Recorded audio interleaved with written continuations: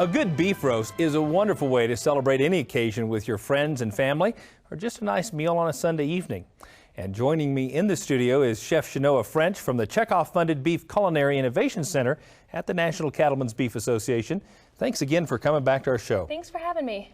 Well, it looks like you have an interesting recipe here that's all green in front of us. Tell us what you got going. We do have an interesting recipe for you today. This is a pesto rub tri-tip with a warm tomato side with it. So that's what we'll talk about. We're going to start here with the tri-tip. Yes. This is part of the sirloin, and I went ahead and rubbed this with a pesto already, just because it's kind of a messy process. But tell us a little bit about the tri-tip, because I know the Californians love it, but it's not a cut that everybody knows what it is. You know, it's not. It's becoming more popular, and even I've noticed in the last 6 months here in Colorado, you can find it. We can find it in most retail cases anywhere you go. But like I said, it is a cut out of the sirloin. Yep. It's a tender cut. It grills great. It's not something that needs any braising or any moist heat to lead to tenderness. You can use a flavor marinade on it, but we don't recommend using a tenderizing marinade on it just because it is a pretty tender cut already. Yeah. Good. So we've started with, like I said, a pre-made pesto. Okay. You can buy it at the grocery store. You can get it frozen. You can get it fresh. I think they even have it jarred now. We need about a half a cup. And you're going to start and just rub it all over. Like I said, it's kind of messy, so that's where they've started. Perfect. And then before we go into the oven, this is going to be an oven recipe instead of a lot of people think that this is something that needs to go on the grill. Sure. It can as the weather heats up and it's nice and warm outside. Most of the Californians will always use this on the grill. This is kind of one of those crossover recipes. So I'm going to top it off with a little bit of black pepper. Yep, just kind of give it the seasoning. I love black pepper. It's kind of the joke in the kitchen that if I've seasoned it, there's plenty in there. Plenty of pepper. But what I'm going to start talking about here is roasting pans. And we do use this in the oven. Most common.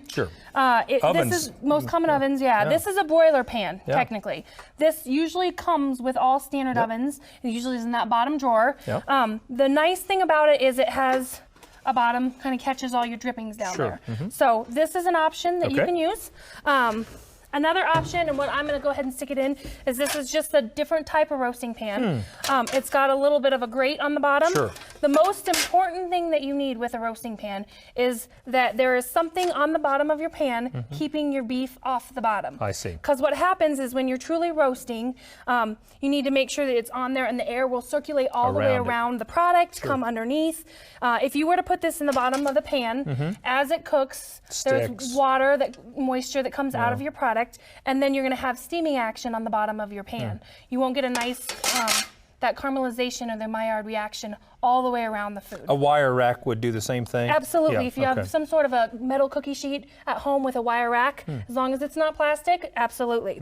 So this just gets placed right in the center here. Perfect.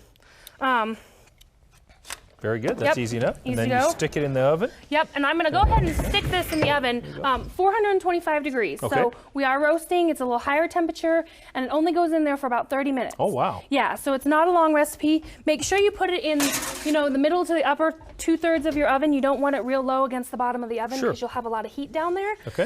So set your timer. Make sure that you pull it out at 135 internal temperature for medium rare. When you pull that out, it's going to rest and come up in temperature. So we recommend using an internal 135 for medium rare. Easy enough. So in the process, we're going to make our tomato topping that goes on that. Goes on top of the plate. This is a can of Italian stewed tomatoes. One can, real simple, any brand, into a sauce pot. I'm going to turn this up a little bit. You're going to want medium heat, nothing more. What you're looking to do is to reduce this down and pull the moisture out of the tomatoes. So it's more of a thickened sauce. A half a cup of white diced onions. If you want to use yellow, you can. Just for flavor, so those get mixed in there. And then the recipe, as you see, will call for pesto to go in here as well. But the trick with that is you want to wait until this sauce gets reduced. Why is that? All the way. If you add it now, the fresh herbs and stuff that are in here will end up getting cooked. They don't need to be. As you add this in, it'll also give you more of a brown color. It's going to muddy your clarity on this. Because pesto doesn't need to be cooked, it will not, it'll kind of mute the flavor of the pesto at the end. So again, This goes on medium heat.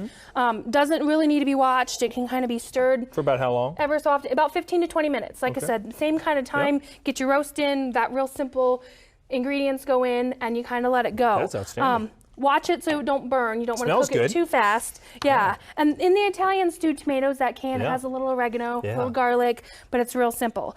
So we're going to let this go. Once most of your moisture is out of those tomatoes, you just dump in and go ahead and give it a stir. Outstanding. And then what you have over here is, as you pull your roast off, like I said, make sure you let it rest. So you'll take it out, pull it out of the roasting pan. Because if you leave it in the roasting pan and tent it, it'll cook much more and then it'll be overcooked. Oh, I see. Okay. Yeah, that carryover temperature is important, that you let it rise and rest. But if you leave it in that hot pan and tent it just a little bit, yeah, you're going to have a roast more done than you had anticipated. And then you just cut it against the grain? Yep, the most important thing is you slice it against the grain. And as you see, this does have still a little green color to it, but it's kind of something unusual.